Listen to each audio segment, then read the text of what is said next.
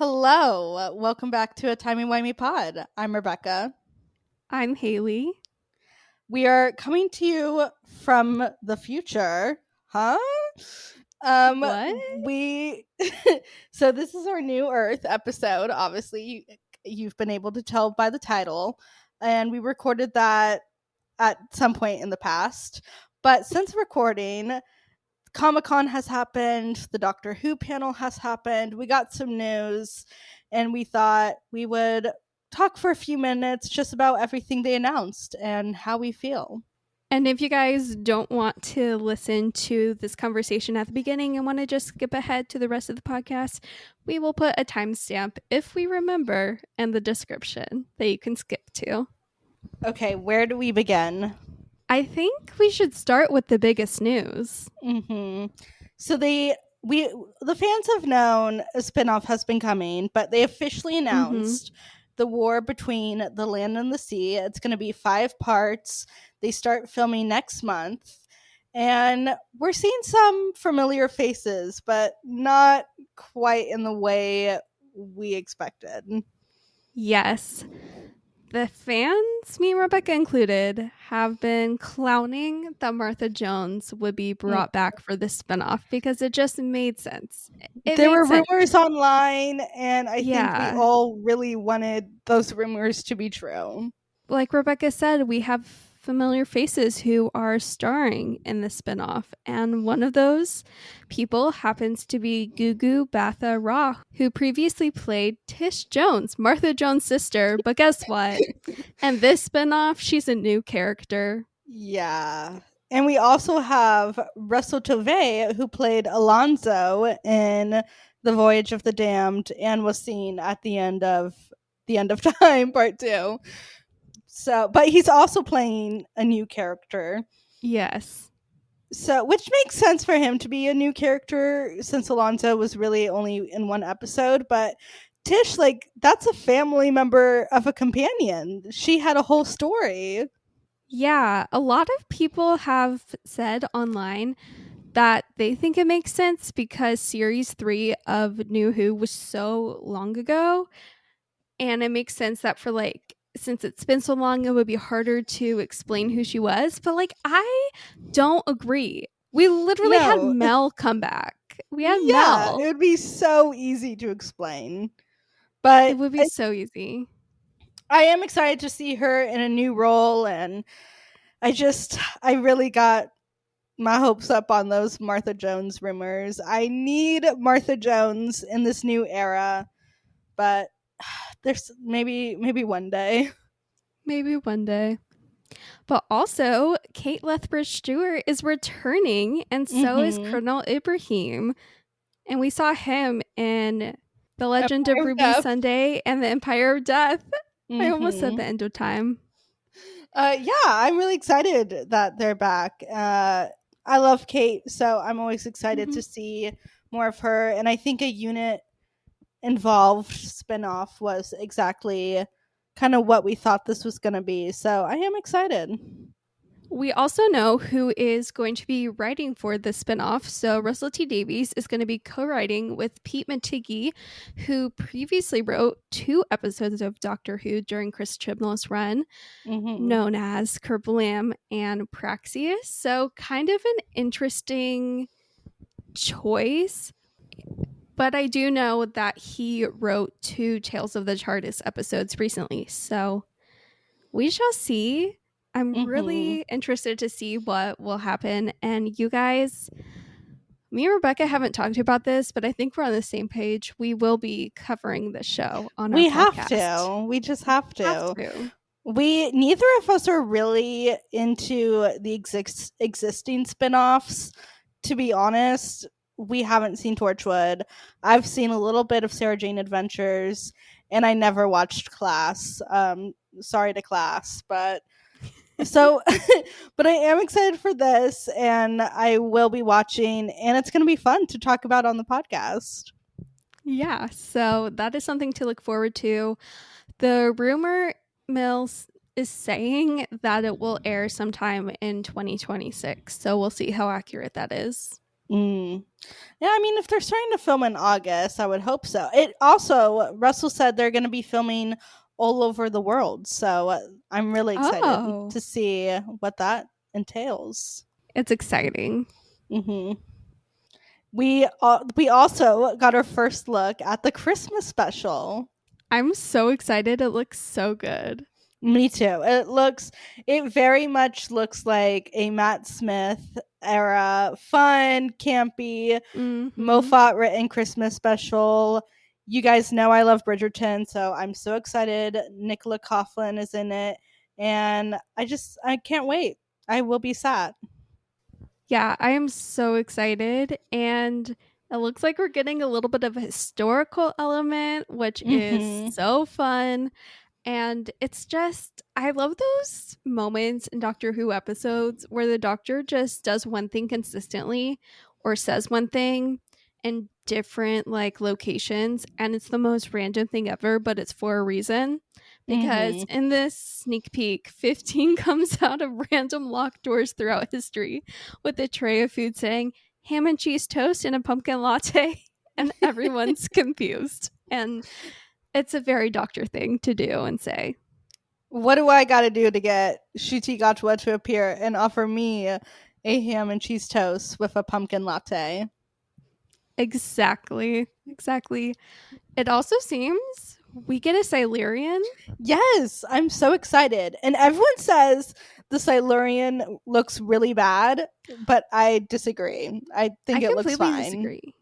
Yeah, The Silurian looks great to me. I don't know what everyone's on. I No know. offense, People, guys. some of y'all just like to complain. True. But yeah, I am so excited for it. It's going to Mhm. be really fun. And it will be our first like new Christmas special we'll be covering on Mhm. our podcast. Yeah, it's going to be really fun. And we'll have to do some Yes. other Christmas special things closer to the holiday season. Absolutely. And there's one other small piece of information I wanted to talk about. It's not Mhm. much, but it's something. So, in series 2 of Doctor Who, we have no clue when it's coming out yet next year. But episode 4 of series 2, Millie said, is an episode that she really, really liked filming. And Oh. all that Russell said about this episode in an interview was that it's Ruby after the Doctor. Oh, I'm so excited. I think that's such an interesting concept to explore. The idea of what happens to these companions after they leave the TARDIS is something that's always been really interesting to me because how do you go back after all that? So I can't wait. And we already kind of knew the name of Verada Sethu's character through leaks, but they officially Mm-hmm. confirmed the name of her character. Belinda Chandra will be our new companion next season. Yes, I'm so interested to see how her dynamic with the 15th Doctor will play out, Mm-hmm. how her dynamic with Ruby in 15 will work out. I'm just Yeah, really looking forward to it. And I'm looking me forward to too. some new storylines. And I hope things get more fleshed out in series 2. And Mm-hmm. yeah, I'm excited. I'm excited about everything that's coming up. Any other news we need to discuss? I don't believe so. Yeah. So we hope you guys enjoy this episode of our podcast talking all about New Earth. Mm. Let us know what you think about the spin-off news, and now on to New Earth.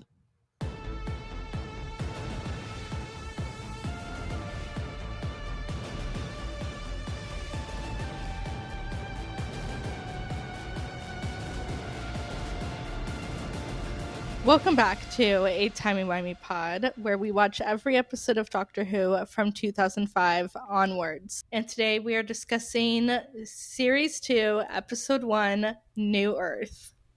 Guys, this is a trip to be in series 2. It is so weird to be back here. In case you've missed it, we've been spending the last few months discussing season 1, series 14, whatever you want to call it.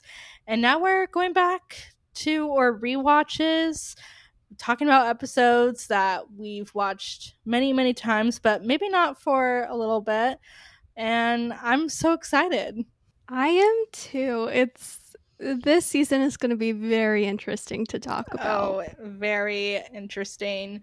You guys know we are big, big Rose Tyler fans on this podcast, and the 10th Doctor holds a special place in our hearts. So we're so excited to talk about all these episodes. Are you ready for some fantastic facts? Yes, I am. And I'm excited because you said the fantastic facts are so back. You were having a rough time, and there was limited information with the latest series. Yeah, now going back and we're doing the rewatch again, it just makes the fantastic facts a lot easier because we're not talking about these episodes as they're coming out. Okay. New Earth was written by Russell T Davies and directed by James Hawes. You'll recognize that name because he did The Empty Child, The Doctor Dances, and The Christmas Invasion, and we have one more episode coming up by him. Apparently, Russell wrote this episode because Billie Piper wanted some more comedic moments to balance out the heavy moments she was given in series 1. And so he really wrote this so he could show off her comedic chops, and they nailed it. I'll just say that. My second fantastic fact is that Anjoa Ando plays Sister Jet in this episode. We later see her next series as the mother of Martha Jones. I did know this fact, but it's a recent fact I found out, like probably in the past year. I didn't know honestly. for a long time. Same, and it kind of blew my mind. Same, but now when I watched it this time, I was like, oh yeah, that's totally her. And also, like, because I've seen her in Bridgerton, I was really able to piece it together. So she just joins the long list of actors who pop in the show and then come back later as a new character.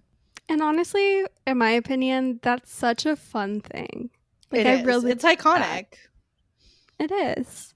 Now, my third and final fantastic fact is that originally Russell wanted the Doctor to save all the people from their suffering through like a big group euthanasia, but it was no one other than Stephen Moffat that changed his mind.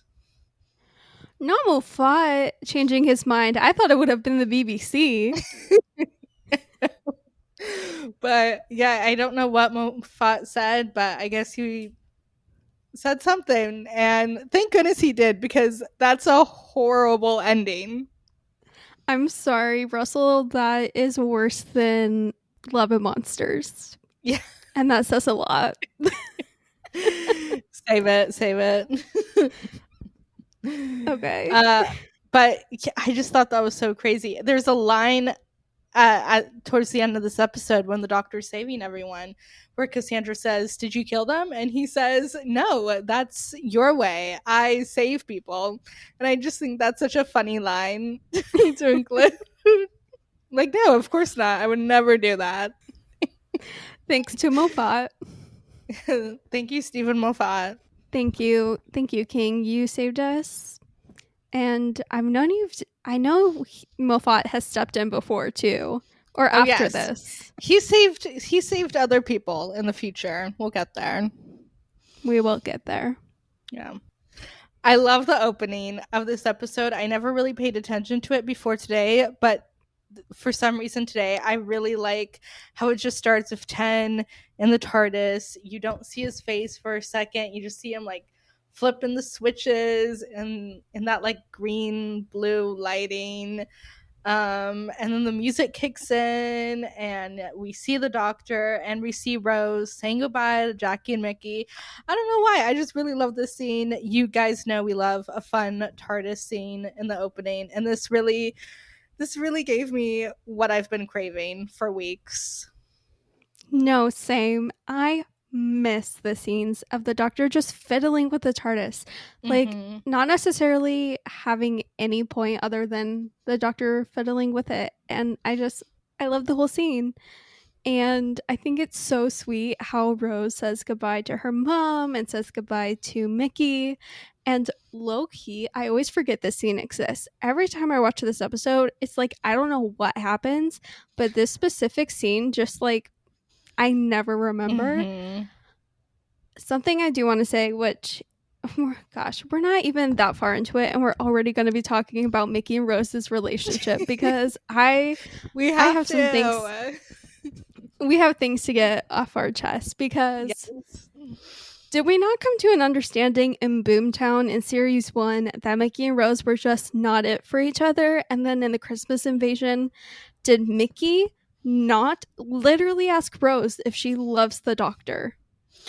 No, it's their relationship needs to be studied. They just need to give each other the clean break. It's a little too much, y'all. Like, she's literally going with the Doctor. But right before she goes with the Doctor, she kisses Mickey and says, "Love you." No, she doesn't say love you. He says love you, and then she says bye. Oh no, you're right. You are right. Which is so so funny. Poor Mickey. So messy. I know, poor Mickey. So messy. But her and Tin okay, well, first they traveled to New Earth, which is New York, or new like 15 times New York. We don't need to go through it. No, we don't need to go through it.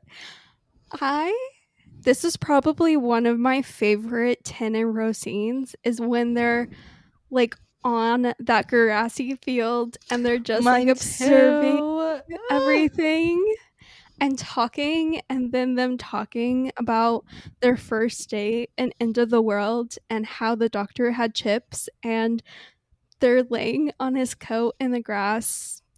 Unmatched. It's so unmatched. Cute. It's so good. The amount of edits that those scenes are in, it's insane. Like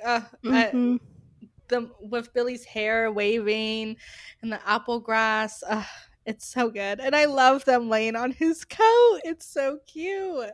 It is. And before we know it, the happiness is stopped because we discover Cassandra is back from the dead. Cassandra is here. And they're using one of those robot spiders from End of the World. Oh my gosh, you're right. Why didn't I make that connection? That's obvious. I think I like only noticed it today, to be fair. This episode really could just be called End of the World Part 2. No, it really could. I love when they're standing outside the TARDIS and they just say that they love traveling together. Makes my heart so happy. So happy. Mine I can't too. even tell you guys. We also are reunited with the Face of Boe in this episode. We are. I love the Face of Boe so much. And I love how he just calls up the Doctor via the psychic paper. And it's like, come here. I'm dying of old age. I want to tell you a secret. It's crazy that they start teasing Yana this early on. No, it's wild. And we're just going to say Yana. So for anyone who may not have seen series 3 at all, your surprise won't be spoiled yet. But no, I agree. It's crazy it's this early on. And then we learn that Cassandra and Chip is just a clone of her somehow, kind of. He's a half-life, whatever that means. Okay, got it. They're just hiding away in the hospital. Yeah, and because of the robot spider, Cassandra knows Rose is there. And she's basically like, oh my gosh, Rose Tyler, I know that girl. I want her body. I'm tired of being like I am. I want to be like an actual human again. The real reason is because Rose is like a pure human, I guess, and all of the other people in New York are mutant humans or something along those lines. And Chip lures Rose to Cassandra because Rose and Tin got separated because of the lift. And while the Doctor headed to Ward 26, Rose got lured by Chip. And then Cassandra trapped her and possessed Rose's body. Also, the scene of them in the lift getting showered basically is always so funny. I love it. No, I love it too, where they're being disinfected. It's a Yes. great, silly, goofy moment. I love when Rose is talking to Cassandra and she like defends all the people and she's like, they just evolved, they just changed because they had to. So I really like that moment from her, I and like Cassandra still insisting she's the last human. No, I love that moment too, and it sounded like something Nine would totally say. Definitely. But Billie Piper is just so brilliant in this episode. She is so funny. I like forget that this episode is still just David and Billy acting at each other. Like it really Mm-hmm. does feel like there's a third person with them this whole time. And they just play it so well. They're both so funny. I love the scene later when they're on the ladder and Cassandra's switching back and forth. It's so funny. No, it's great. The whole scene with David saying, "I'm feeling like a samba." It's a great moment. I want to talk about these poor people in these pods. Like every time I watch this episode, it just breaks my heart to see them all like suffering and like they're all ridden with all these diseases and they're born just for the nurses to find cures. And yeah, they're able to cure a lot of people, but there's like thousands and thousands in these pods and it's insane. Yeah, it's insane, and it's so barbaric of how they're Mm-hmm. being tested and how they're lab rats. And the doctor said, like, they're basically running a human farm, which when he said that, it kind of all clicked. And I was like, yeah, Mm-hmm. that's correct. And it's just so gross. And then when they want to get rid of the people, they incinerate them. Like, Which is just like, I thought you were nuns. Like, I thought you were a sisterhood. You're just being brutal and awful for your own gain. And I mean, the doctor literally is like, something's wrong here. Because, like, all of these patients, like the Duke of Manhattan, for example, which I love, like the random side characters. Me too. He like got cured of something where the cure wasn't going to be discovered for like 1,000 years, and stuff like that kept happening where all of these patients kept getting better, and the doctor was like, okay, they're like light years ahead in medicine, like how? And when he finds ICU, that's when he's like disgusted and is like, why? What are our thoughts on the cat nuns? Because I both love and hate them. They're icons. I kind of love it. Me too. They're great. I want to see them again in another episode, but hopefully not in this kind of situation. Definitely. Yeah, I kind of love them, but why do they look better than the Cats movie?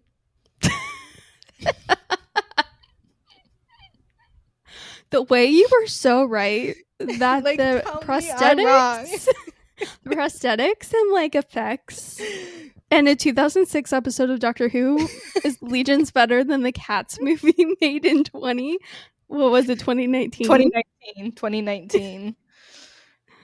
We all know that the Cats movie was the downfall of humanity. That's what kickstarted literally everything. Pretty much. Yeah. I love how the doctor realizes something's wrong with Rose because she doesn't have a reaction to all the people being sick. Yeah, and more than that, she's like, well, I say she, it's Cassandra. Rose's body is disgusted, and he knows that Rose Tyler, like, her first question would be if they were okay, not if she's like near them.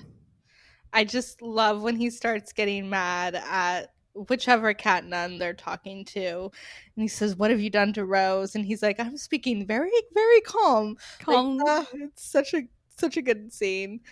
And people say he's not in love with Rose Tyler. He literally has to say repeatedly, "I am very, very calm right now."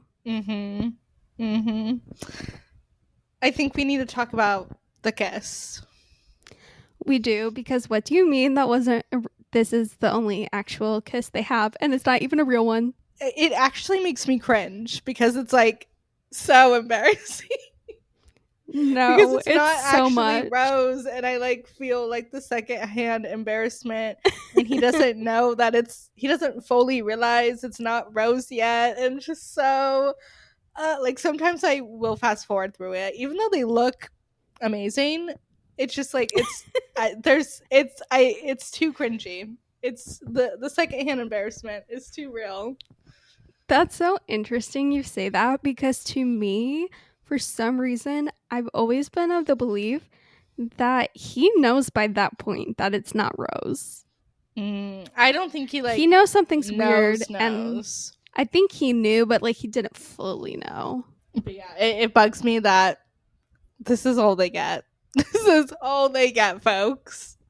It makes me really mad, especially It. Rebecca like caught me. She knows exactly what I'm talking about.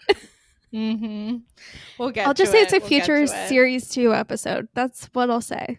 Yeah, I do love after Cassandra walks away. 10 says, "Still got it." Very funny. It's a great moment. It's really great. Yeah. But before 10 and her were reunited, the Face of Boe's nurse was like, there's stories and legends of the Face of Boe. And the doctor, of course, was like, tell me. I need to know all the tea. Like, please. There's this mysterious head in a giant jar. I need to know. And she's like, just before his death, he will impart his great secret. He will speak those words only to one like himself. It's said he'll talk to a wanderer, to the man without a home. And 10 is like, oh, that's me. What is the secret? Is this play about us? It really upsets me that Rose doesn't get to reunite with the Face of Boe, like only through Cassandra. Like we don't get a scene of actual Rose and 10 and the Face of Boe. And that personally makes me so sad for really specific reasons we'll get into in the future in our podcast. It makes me so sad. Unfortunately, it tends to be a reoccurring theme between these three. I think it's hilarious how Cassandra didn't know about how 10 is the doctor and a Time Lord and he regenerates. So she really thought he changed his face due to a plastic surgeon. And she was like, after all the crap he said to me back at End of the World, he gets a new face and a new body? What do you mean? I know, that's so funny. But there's not really any resolution to that. There's not really a moment where she's like, oh, you're a Time Lord. Oh, yeah.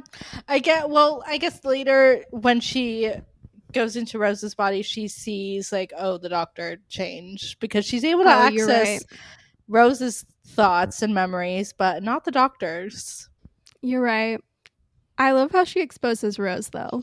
Oh, I know. But again, I always feel so secondhand embarrassment for Rose. I don't know why.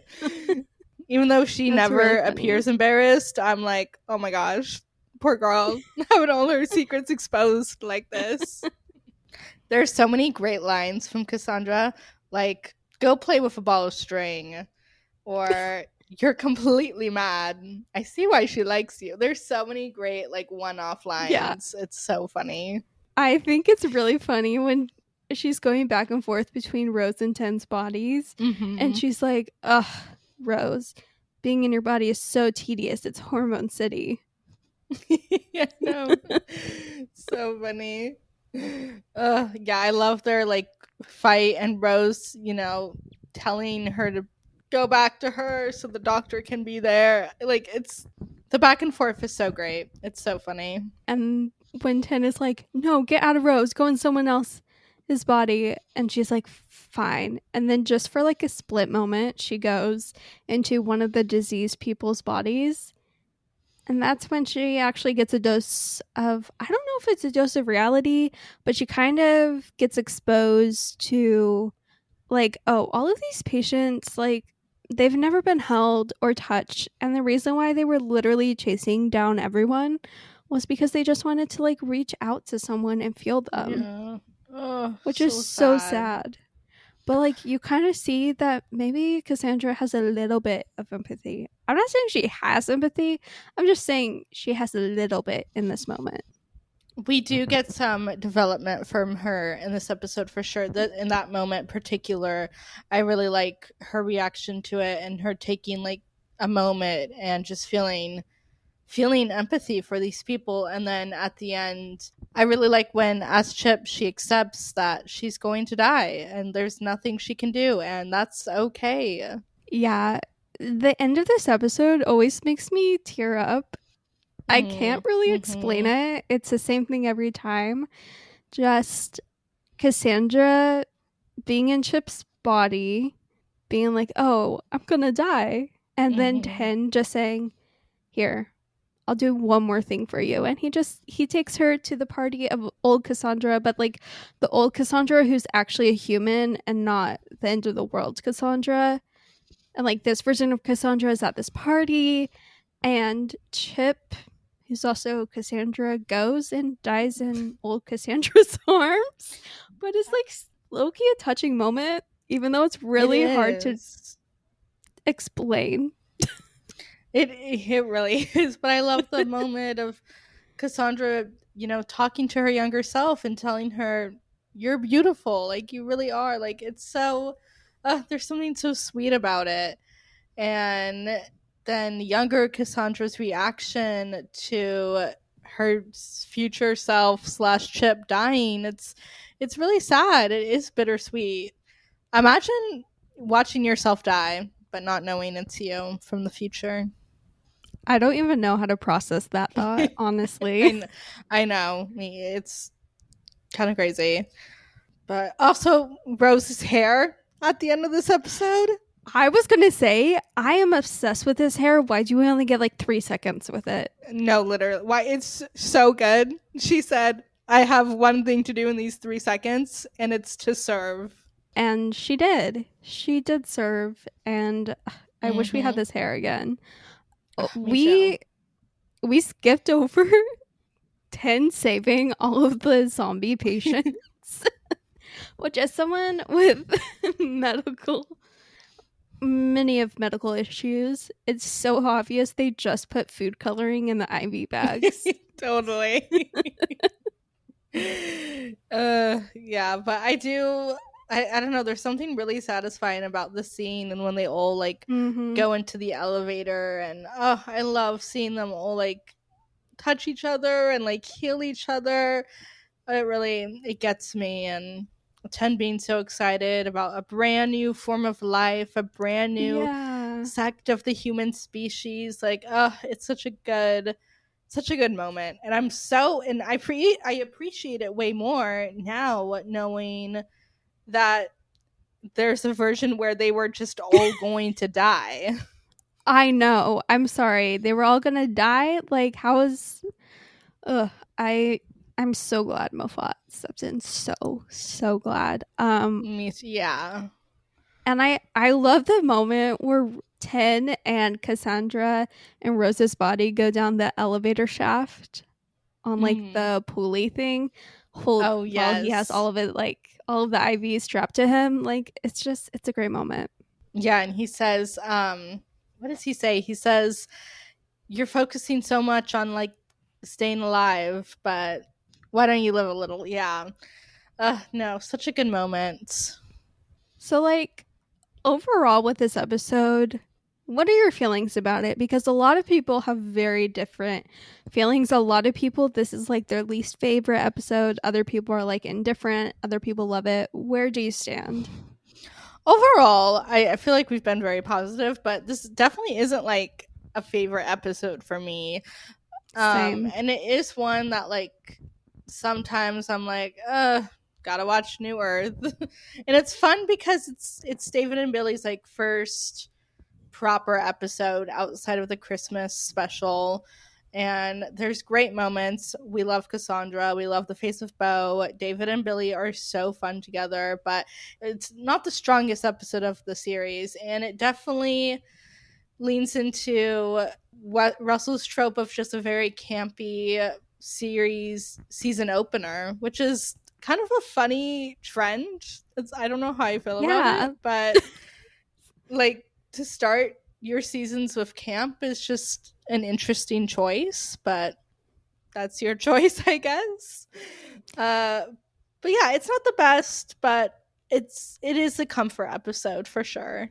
Yeah, I feel very similarly to you. For me, I really have to be in the mood to watch this episode. Like, if I'm not in the mood and I'm doing a rewatch, I'll just like skip it, or I'll skip around this episode. Totally. Like, to just like different moments. Yeah, no, I completely agree. What is the heart of this episode for you? I don't know.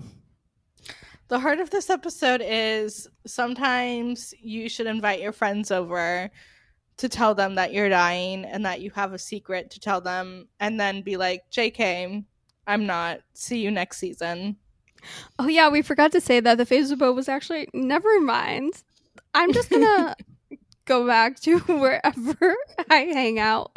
He's like, never mind. All of this showed me another another a renewed vision of the universe. Like, I'm good for right now. Bye. I'm fine, actually. got a couple more years. You know what? I agree. Sometimes you gotta be dramatic and call your friends up. It's true. And then who is the star? Exactly. Okay. Who is the star of this episode for you? I am breaking the fourth wall. The star of this episode is Billie Piper. Yes, it really is. Like, I feel like I can't say Cassandra, and I can't say Rose, and I can't say the 10th Doctor, or like Chip, or the Face of Boe. Like, it's literally Billie Piper, because she really did phenomenal job. She can act. She can cry. She can laugh. She can scream. She can dance. She can do it all, folks. She really can. And that's why she's in our personal Doctor Who Hall of Fame. Exactly. The star of this episode for me is the woman that tells everyone to stay away from the Duke of Manhattan. Oh my gosh, I love her so much. Funny. Any friendship expressed by the Duke of Manhattan is not like, it's so funny. It's so funny. She's like, it's not endorsed, basically. It's not endorsed. Or something along those lines. Yeah. She's really funny. Like, literally going so hard and no one cares. I know. 10 literally comes back in the room and the Duke of Manhattan is like, oh my gosh, you're my good luck charm. And the lady's like, no comments. Please, no comments. Yeah. No comments. Do we have any reviews from the past? We do. So, because we were in series 14, which is like the current present day latest series, I was reading the Reddit comments, but we are now back to reviews from the good old internet from 2006.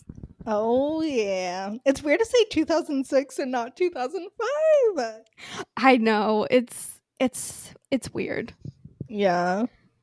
So I'm going to read you this part of this review from SFX. This was written on March 30th, 2006, and it doesn't give an author, or else I would say who it was. But they were basically doing a whole review of the episode, and this is a quote I just wanted to read because I feel like it's very ironic considering the series we just finished. Spoilers for series 14. Cassandra's spirit leaps into the body of Rose and declares, "Oh my gosh, I'm a chav." A line you can never quite imagine slipping from the lips of Sutek the Destroyer. Oh my gosh. That is crazy. Yeah, that kind of blew my mind. I'm like, I literally had to double check the date of this article. No, that's actually crazy. It really is.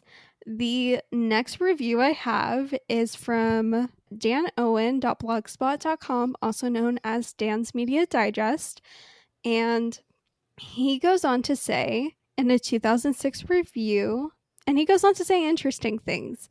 He says, Russell T Davies indulges himself in his own written mythology, with 2 aliens making a return to the series in New Earth. Unfortunately, this really just reminds viewers that there's nothing new to see here.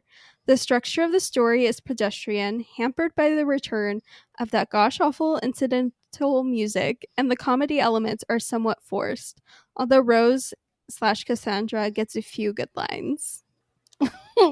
I feel like they could have written that in 2024. That, like, the people are saying the same things.